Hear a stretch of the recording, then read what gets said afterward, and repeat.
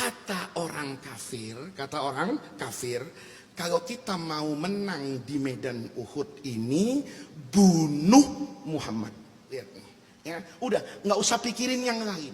Semua penembak jitu sekarang fokus kepada siapa itu? Rasulullah, kepada Muhammad. Muhammad mati, bubar pasukan ini. Dan itu dibaca, Pak, oleh seorang sahabat mulia Rasulullah yang bernama Sayyidina Mus'ab bin Umair. Ini orang hebat, Pak. Ini anak orang kaya. Dulu di Mekah terkenal dengan kekayaannya. Bajunya baju yang paling mahal. Minyak wanginya itu, minyak wangi yang paling mahal. Berasal dari keluarga yang paling kaya di Mekah. Dia tinggalkan kekayaan itu karena cintanya kepada Rasulullah. Dia sebelum perang Uhud dan sebelum ke Madinah, ini sudah dibentuk kecintaan yang luar biasa kepada Rasulullah. Mus'ab itu masuk Islam, diusir sama keluarganya. Dia hijrah ke Habasyah, Pak. Dia hijrah ke Habasyah itu. Pulang ke Mekah, itu Rasulullah tidak berani, Pak, menatap kondisi Mus'ab. Karena begitu miskinnya ini orang. Orang yang paling kaya di Mekah, baju paling bagus, mau makan apa aja. Itu ketika balik dari Habasyah ke Mekah, dia tidak pakai sendal, Pak. Cuma dibungkus dengan apa itu? Anduk. Itu semua orang mengatakan, Mus'ab, betapa miskinnya kamu setelah menjadi umatnya Muhammad. Betapa kirinya kamu setelah mengikuti Muhammad. Mus'ab dengan lantang mengatakan, cukup saya punya Rasulullah satu, maka itu lebih mahal daripada dunia dan seisinya. Itu Mus'ab bin Umair. Orang ini cintanya sama Nabi itu luar biasa.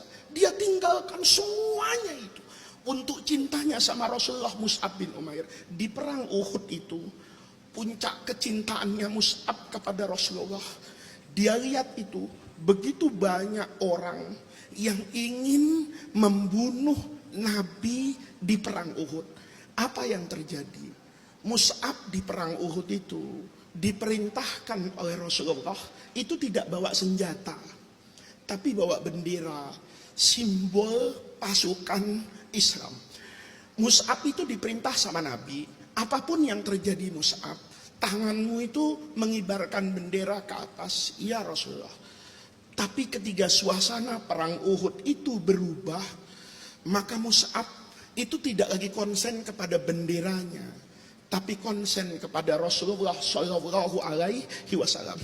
Maka di suasana yang genting itu, Mus'ab itu melihat bahaya besar kepada Rasulullah dan kaum muslimin. Dia melihat begitu banyak pemanah, begitu banyak lembing yang diarahkan kepada Rasulullah Shallallahu Alaihi Wasallam.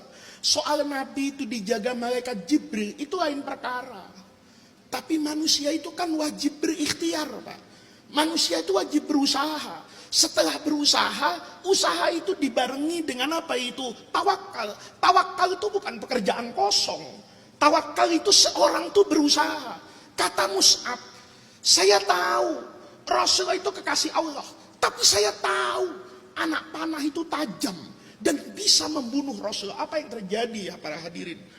Mus'ab itu menjadi perisai hidup Rasulullah tanpa senjata. Bendera yang asalnya beliau pegang itu dijadikan perisai untuk Rasulullah. Setiap ada anak panah yang menuju ke Rasulullah atau lembing yang mengincar Rasulullah, maka dengan tiang bendera itu dikibaskan oleh Mus'ab ke kanan dan ke kiri, sehingga tidak ada satupun anak panah yang bisa menjangkau Rasulullah. Abu Sufyan melihat, kata Abu Sufyan, kita tidak bisa bunuh Muhammad ini sebelum kita bunuh Mus'ab.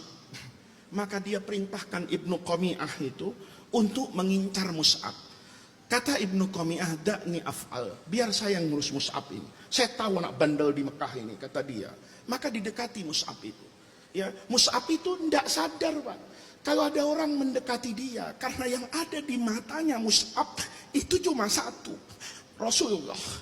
Yang ada dalam pikiran Mus'ab Itu cuma satu, Rasulullah. Jadi dia hanya konsen, tidak boleh ada anak panah, tidak boleh ada lembing, tidak boleh ada pedang yang mendekati dan mengarah ke Rasulullah tanpa dia pernah tahu bahwa ada pedang yang sangat dekat mendekati kepada badannya. Maka kata Ibnu Qami'ah, saya harus tebas tangan kanannya.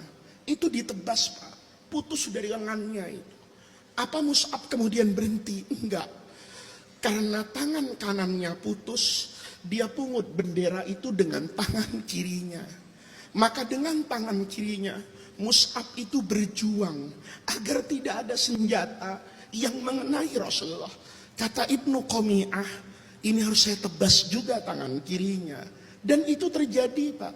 Ditebas tangan kirinya. Dan itu tidak membuat Mus'ab itu berhenti berjuang. Anda bisa bayangin, seberapa besar iman kita kalau dibanding Mus'ab bin Umair.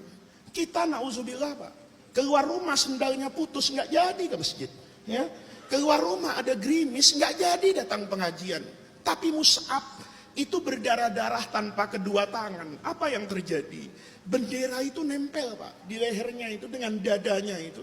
Dengan sisa kekuatan, Mus'ab itu menjadikan dadanya sebagai perisai menjaga Rasulullah. Coba bayangkan, tangan ini berdarah kanan kiri, bergerak seperti binatang Mus'ab itu. Setiap ada anak panah, maka anak panah itu ditahan dengan dadanya. Kata Mus'ab, lebih baik anak panah itu menembus jantung saya daripada menggores kulitnya Rasulullah. Apa yang terjadi? Bergerak ke kanan ke kiri ini tanpa tangan, Pak. Begitu banyak anak panah yang masuk ke tubuhnya Mus'ab, tapi itu tidak membuat Mus'ab itu jatuh di medan perang Uhud.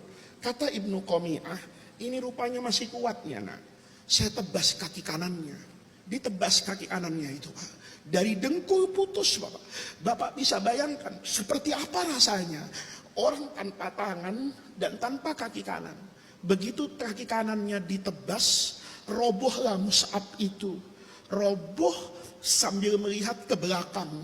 Yang dia lihat itu bukan lukanya, tapi yang dia lihat Rasulullah. Dia berpisah dengan Nabi. Dia katakan, Rasulullah, cinta saya sudah saya buktikan, Nabi. Saya menjaga engkau hari ini di medan Uhud, tapi saya punya keterbatasan, Rasulullah. Kaki saya sudah tidak ada dan saya tidak bisa bergerak. Di situ Mus'ab sebelum meninggal ngomong, wa ma Muhammadun illa Rasulullah.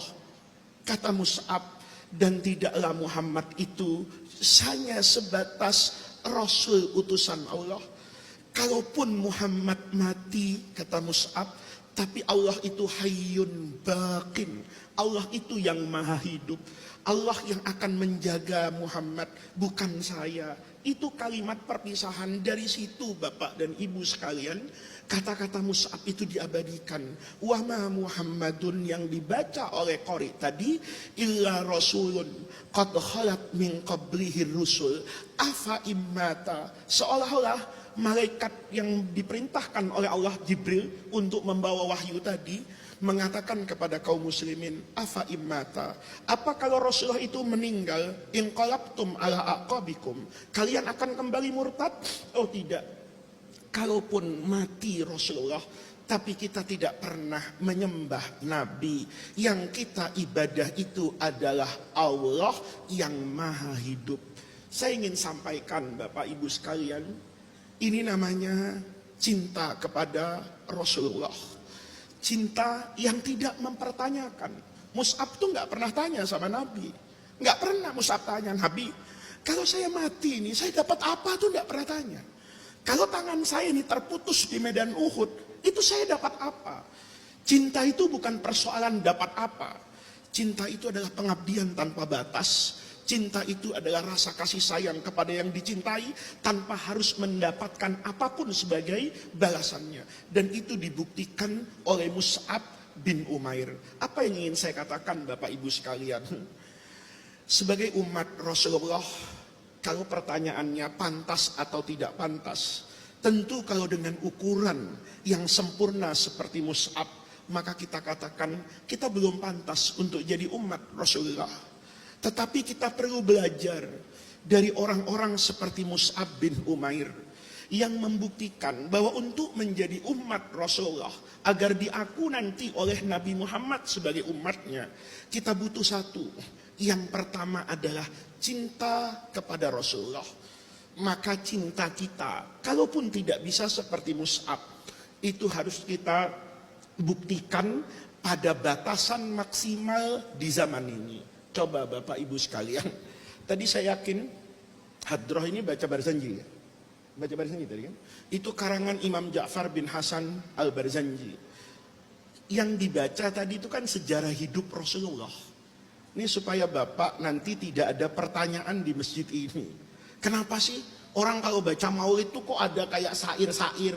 Ini kan ada orang menganggap bahwa agama itu cuma Quran dan hadis. Itu salah, Pak. Karena tradisi menceritakan kehebatan Rasulullah itu biasa dilakukan oleh para sahabat Nabi dengan menggunakan yang namanya apa itu? Syair. Jadi kalau ada orang bilang Barzanji, Diba, Simtud Duror, bid'ah, itu orang nggak ngaji, Pak. Kalau orang ngaji tahu, dulu di Madinah Sayyidina Hasan bin Sabit itu karena terpukau dengan kehebatan Rasulullah. Hasan itu setelah masuk Islam, ngelihat sejarah hidup Nabi, ngelihat gimana Nabi sehari-hari, itu duduk depan Nabi itu. Dia bacakan syair. Apa kata Hasan? Wa ajmalu min kalam taraqattu aini, wa ahsanu min kalam talidin nisa'u, khuliqta mubarra'an min kulli aibin, ka'annaka qad khuliqta kama tasha. Itu kan baca syair, Pak. Maka kalau kita tidak bisa seperti Mus'ab bin Umair, minimal kita datang ke majelis mempelajari sejarah hidup Rasulullah. Saya juga pesan sama yang baca maulid itu.